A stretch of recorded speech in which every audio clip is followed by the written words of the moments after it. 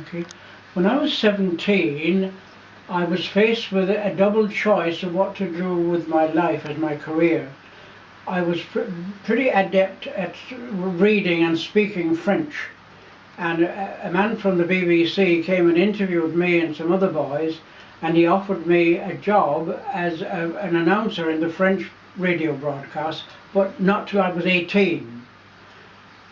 Now, alongside that, I had a very good English teacher, and he gave me and the boys he taught a great love for the English language and English literature, and I was very much attracted to the idea of going to university and getting a degree in English and coming back to teach. And I hadn't made up my mind. My dad said, well, you've got a year to sort it out.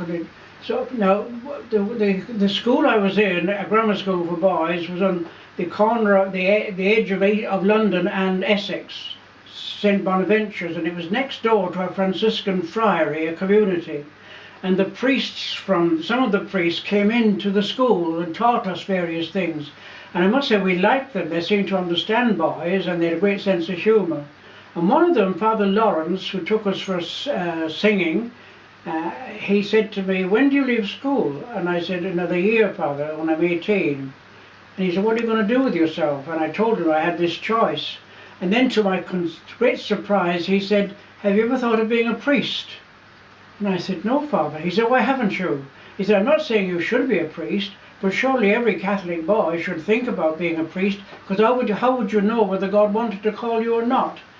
And I said, I suppose you're right, Father. And within 2 weeks, that was it. That's what I wanted to be. Not just a priest, but a Franciscan priest. I wanted to be like them.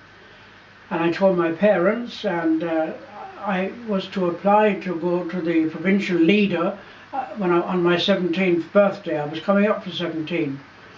And I didn't have a girlfriend, but I was very keen on ballroom dancing. And this girl, Kathleen Adair, she came from Kildare, she and I used to dance a lot together. We were dancing partners. And my mother kept saying to me, as mothers do, tell that girl that you're going away. And I kept putting it off, and eventually I said to her, Kathleen, I have something to tell you. I'm going away in September to be a Franciscan. And I got ready to catch her as she swooned, and she said, oh, thank God for that. I've been trying to tell you that I'm going away in August to be a missionary nun. And so quite independently of each other, we had received this calling from the Lord. The other kids looked on it as a kind of mutual suicide pact. But she went off before me. She died in Africa before her 40th birthday. Now, I have had very varied work to do since I've been ordained a priest. I preach, I work with youth and schools, and I've worked in parishes, and I've been all over the world really in my work, and I've been very blessed in this. But when I was just a week in the Franciscans, I got ill and I got diphtheria. And I was in hospital for 7 months, very ill. And I remember when the ambulance driver got to the hospital and took me out in the stretcher, I remember he said, you've got a very sick child here. And I didn't remember that the sickness didn't register. What registered with me was child. I thought, who does he think he is? Child, I'm 17. However, I was 7 months in hospital and came very near death. And of course, diphtheria has strange side effects. It affected my eyes, and I've had trouble with my eyes for the whole of my life as a result. And then later on, in my middle age, I got diabetes, which I still have. I keep it under good control, but of course there's no cure for diabetes, and that has side effects as well. That's the trouble with my hands. I have neuritis in my hands and my feet. And I must say, my Franciscan brothers care for me. And when I can't do things, they step in, they look after me. I've had blood brothers from the Lord, and I've got my Franciscan brothers from the Lord. And also, this has led me to see the church is not an institution, it's a family.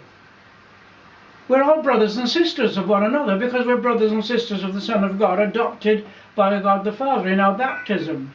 And so when I'm hearing confessions, as to, for example, I keep to myself, I'm your brother.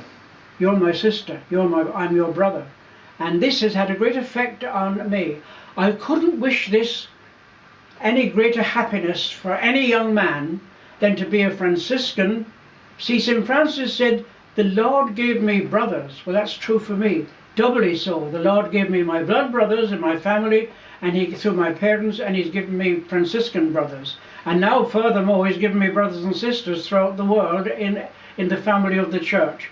And it's an absolutely marvelous life. I would not change it for anything. The Lord has been good to me, and I've done very well in spite of illness. I'm 81 years of age, and unless the Lord calls me home between now and then, I'll be 82 in June. I share the same birthday as John the Baptist. So life is wonderful to me. Yeah. I'm a brother, and I have brothers all everywhere, and sisters, and I couldn't wish for anything else. Yeah. Yeah. And Con, can I just ask you, what would you say to people who are afraid of commitment? Because, you're someone who's been committed to the Franciscan life for many years. What would you say to people to encourage them to embrace that lifelong commitment? Well, you see, we don't know until we make the step. For example, you don't know what's going to happen in marriage. Yeah. How will you love each other? You do love each other because you make the step. And it's the best step you can make. And whatever comes as a result of that step, that's marriage, that's a wonderful sacrament. Now, I have the same thing in a different way. I just have to say to any person who was doubtful, I wish you were like me. I couldn't wish you a greater gift from God than to be a Franciscan brother. Yeah. Thank you. Okay. Thanks, Con.